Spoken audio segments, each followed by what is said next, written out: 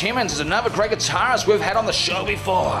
He will be playing with Olivia Newton-John in Australia very soon, as he's been her MD for over 12 years now. Over to you, Hackwanger. Over to me. Tell us about your association with Ibanez and about the Andy Timmons Guitar Signature Series. Well, my relationship goes back to the days when I was in Danger in the early 90s. I was actually playing Kramer guitars before that. Kramer went out of business, so I was kind of looking for a guitar company to work with. And Ibanez was the company that, a lot of the really happening rock players were with. It was Vi and Satriani and Reb Beach, who was a good friend of mine from Winger, that was playing their guitars. And so luckily they wanted to work with me as well. So that was the beginning of our relationship. And we actually started, they asked me what my ideal guitar would be. And honestly, I had no idea. I was just like, I'm happy with one with 6 strings, whatever you got. And so over the course of 2 or 3 years, we experimented with a bunch of different guitars. And I basically ended up sending them an old neck that I had that I really liked. And that guitar became the AT100, which was a prototype they made for me in 1994. And that's been my main live guitar and studio guitar ever since. And they did a brief limited edition in 1999, I want to say. About 175 guitars were made and issued, mainly in Japan. Then fast forward to about maybe 2008, 2009, they approached me about, we'd like to reissue the guitar, but on a worldwide level and make it available to everybody. So it's out, and we took about another year with the prototype to really get it right. It was important for me, if I was going to have a signature model, that it had to be exactly the guitar that I play.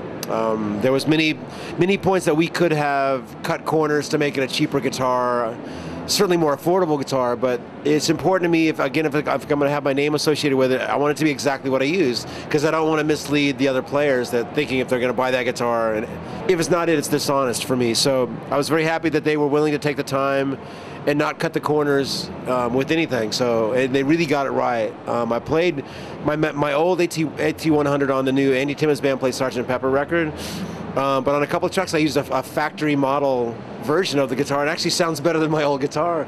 It's not as broken in, obviously, but the sonically, it's really great. So I'm very happy with it.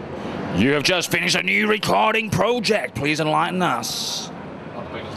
Oh, yeah. The brand new record is called the Andy Timmons Band Play Sgt. Pepper. And it goes back to, several years ago, we'd been playing a version of Strawberry Fields Forever live. It was just kind of a one-off Beatle arrangement that I did, and the band was playing, and we were in Italy, and the song every night was really going over well. People were singing along, even though we're playing an instrumental version.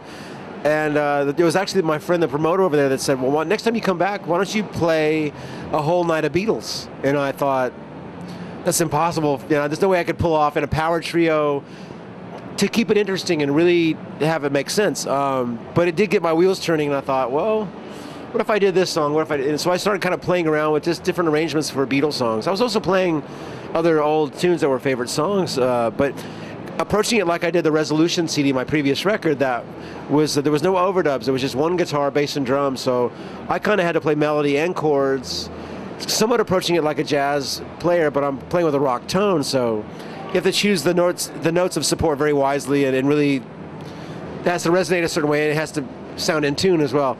So long story short, I started kind of toying around with arrangements for the Sgt. Pepper record, and literally over the course of 2 years, it took me to get things to where I thought it was right, and then we recorded it, and now it's finally out. It came out last October 24th. I formed my own label called Tim Stone Music, but it's being distributed by Steve Vai's Favored Nation. So still working with Steve Vai, but he's now my distributor, and I have my own label.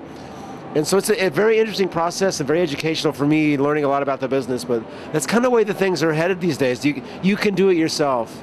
I mean, everything is so internet-based these days. It's like I tell people, all you have to do is be great. It sounds like a silly thing to say, but you can be anywhere. You can be at the most remote corner of the world, record yourself playing, and if you really have something to offer that's unique and musical, people are going to find it, and the world is at your doorstep. So the industry is definitely massively changing every day, but the thing is that it's also a level playing field. You used to be at the mercy of a deep pocket record label to be heard and to get out there. Now you can absolutely do it yourself. So I encourage everybody, just make music because you love it. That's got to be the bottom line. Don't do it because you want to make money, because clearly that's not maybe not in the cards for many people. But if you really do it and for the right reasons, it'll come through in the music, and that's what I'm hoping people hear in my new record, the Andy Timmons Band Play Sgt. Pepper. So I hope you get a chance to check it out. I think you played some festivals with Brett Garson 2 years ago. He said some very nice things about you. What do you think of Brett's guitar playing? Oh, never liked Brett, really. No, can't tune, he can't play. No, it's horrible, especially with a slide. It's the worst accent ever, I'm sorry. Brett is one of the most amazingly gifted players I've ever got a chance to hang with.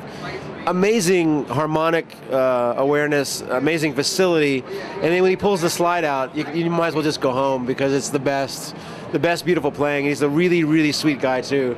I have quite an affinity for Aussie players. My first tour that I did with Olivia Newton-John was actually with the John Farnham Band in America.